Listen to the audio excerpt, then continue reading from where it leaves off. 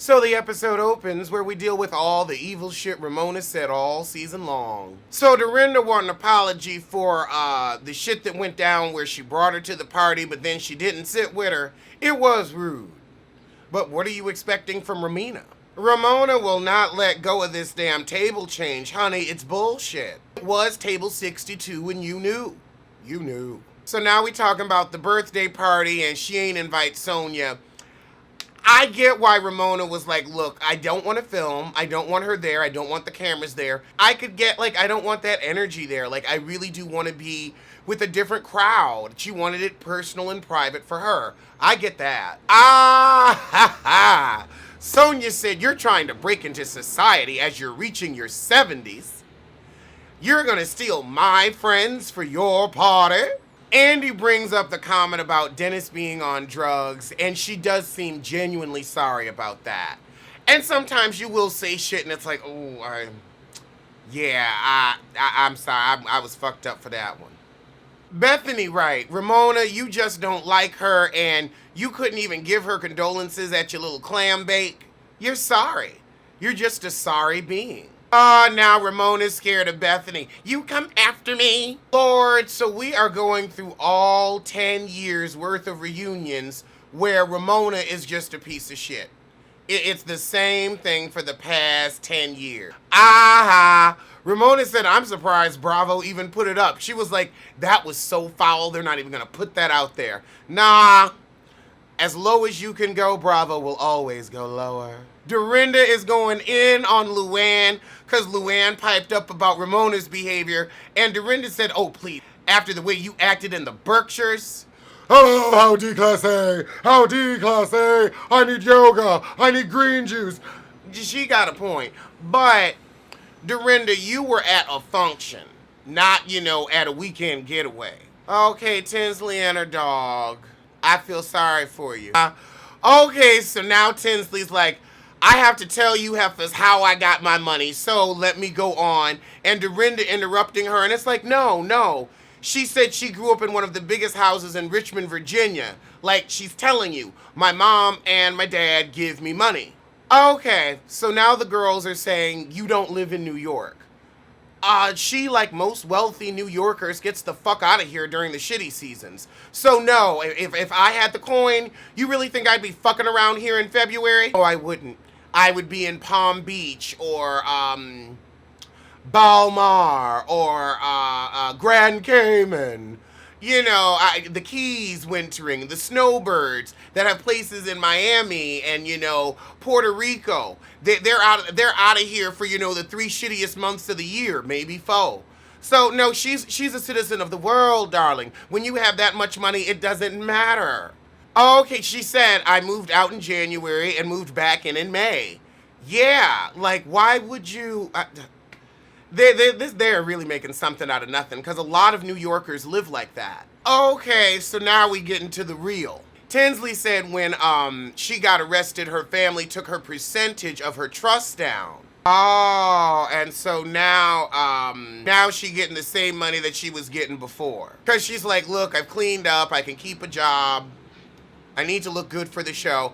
So yeah, like I said, she makes $100,000 a month. They probably took her down to like $20,000, and now we know why she was living with Sonia, because the mom didn't want her living alone. The mom wanted somebody to have eyes on her, because she was giving us a nutty booty. Okay, I gotta fast forward through this dog, because everybody trying to not laugh at it. Bethany's faces are priceless. But I kind of agree with Tinsley. I feel like because it's the truth they don't want to hear, they want to keep digging. Ramona and Tinsley really got into it when Ramona did kind of have a point. Tinsley, you're very heavy with the makeup. And Ramona said, you look old for your age and I look young for my age, and that's the way it stands. And Tinsley said, you're a bitch. And she meant it. It was that white woman bitch. And now it's time for the cabaret. Oh, so LuAnn said it's 10, I don't have to blow till 3, and they got her ass. It was that second mimosa. I bet you if you had just had the first, you would have been fine. Although that one's probably so strong, it can tell when stuff has been metabolized. Now that I know LuAnn is blowing 3 times a day, oh yeah, that's That's stress. That's like telling an addict you've got to go cold turkey or go to jail where you'll also be cold turkey. So I think that's why LuAnn was like very frantic and all about herself, because it's like, I'm just trying to make it through the day, man. I think LuAnn needs to go on and say, y'all can't drink in front of me, rather than acting like it's okay, because Bethany was talking to her with a drink in her hand, and now I see why LuAnn was like, and everybody was hammered, and everybody's breath smelled like booze, the house smelled like booze. So yeah, now I'm starting to feel for Lulu. Well, okay, now Andy says you're working in an environment that's not conducive to sobriety, but I mean, she's on this show.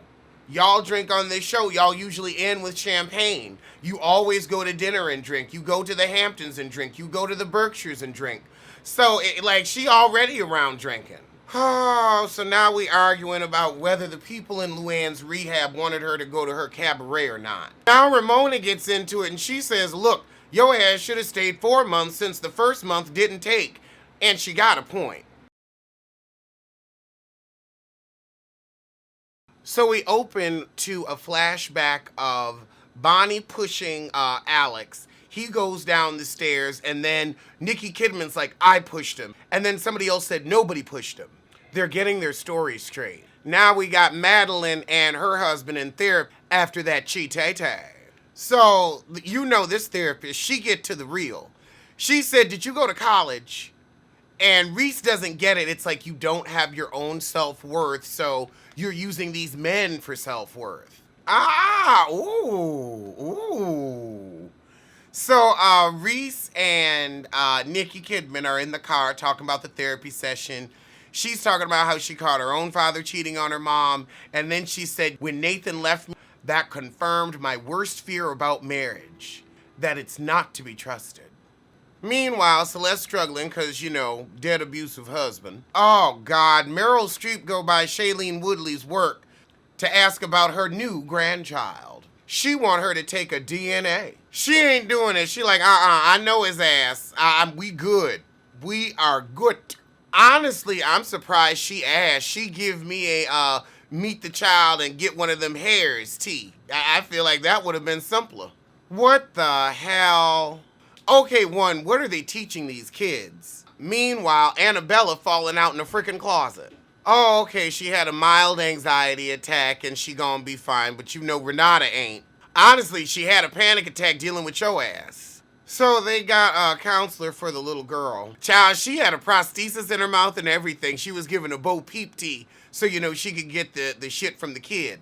She said nobody bullying her. She worried about the end of the planet because they were talking about sustainability and how much water it takes to make sausage and just shit kids shouldn't be worrying about. She said it's a bit of y'all too, but mostly the end of the world. Oh, so Shailene go on a date with her coworker. So Meryl is dropping by the Popos asking how the case going. Nikki at the therapist, and the therapist like, child, you gotta forget all about him. You can't even cling to the good times. You'll end up in the same situation. So the therapist hit her with some good information, and she was like, you know what? Are you an addict, Celeste, and was Perry your drug? Meanwhile, across town, Shailene's still on this awkward date. So, of course, Nikki come home, and Meryl watching some memories of of Alex with the boys. So Shailene go on and sit down with Meryl.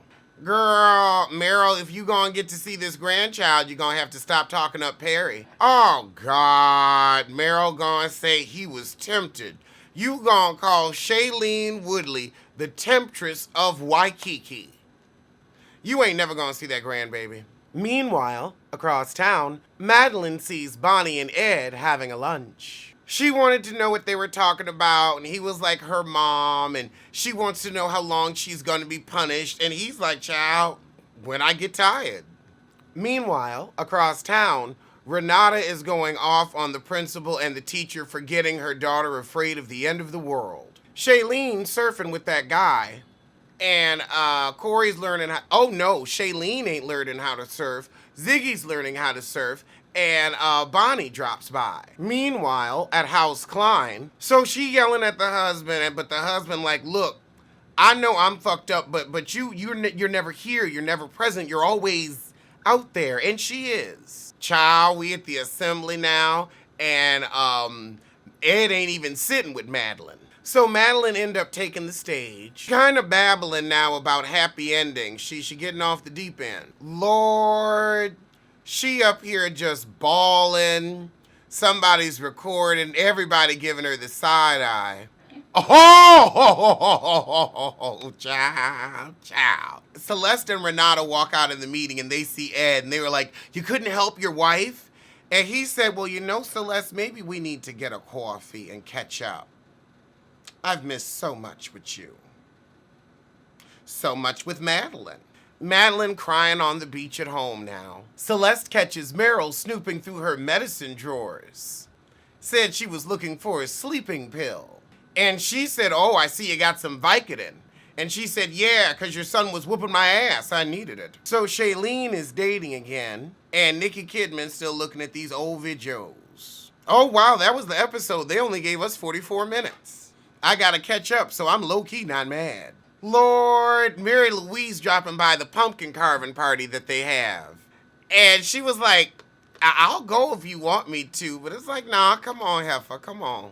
Celeste is like, oh, God. And Ziggy's here, and she gonna get that hair. Oh, Lord. She got a unit in Jane's building. So Celeste has a word with Mary Louise. Oh, Lord. So Nikki Kidman tell her, honey, you are overstepping your bounds. And she said, child, please. I ain't convinced she's a rape victim, and I want to know how many other hussies are out there with my grandchildren. Oh my God! I am dead. I am dead. The second she got that there are others out, Celeste slapped the shit out of her. Knocked the glasses clean off her face. And the mom was like, no, I'm fine. What do we call that, foreplay? Nikki looked nutty boo. So Nikki Kidman and Mary Louise meet for coffee. And now she worried about the boys. And the thing is, when somebody just slap your ass, you can. There are a few instances of erratic, so you can be like, I'm concerned. Meanwhile, across town, Madeline trying to get Ed to go to a couples workshop because she don't want to go back to that therapist that make her deal with her real. Oh my God.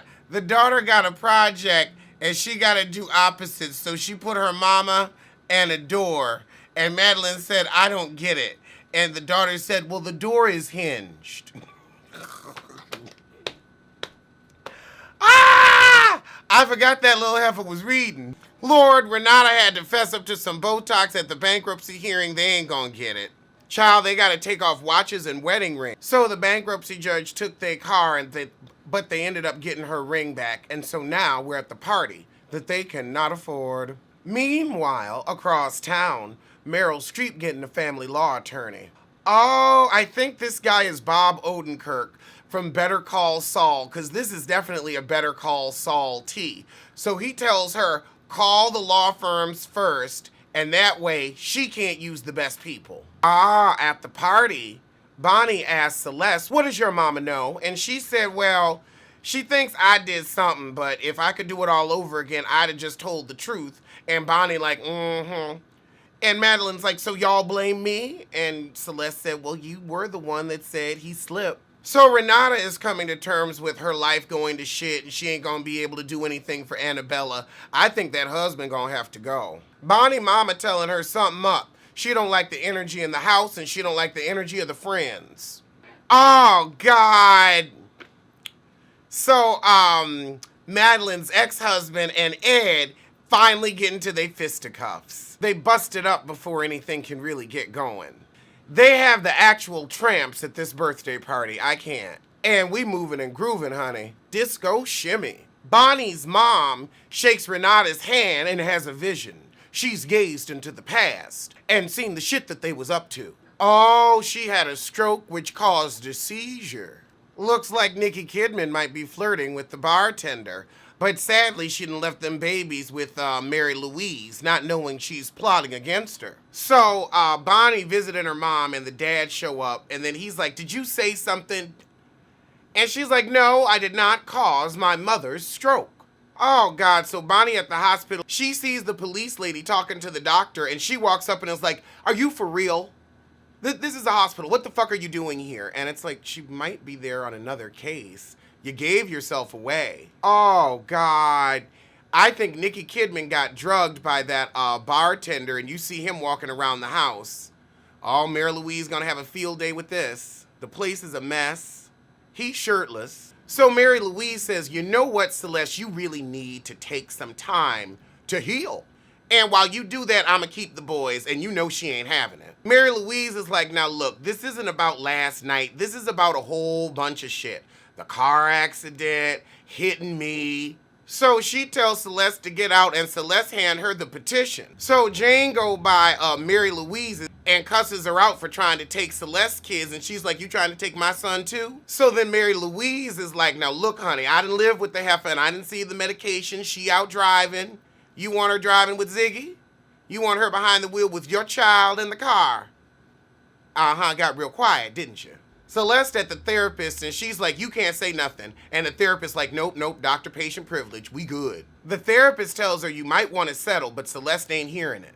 Okay, and the shit in, again, 45 minutes in, with the mom waking up from the stroke. Bonnie touches her, and she sees Bonnie floating dead in the water.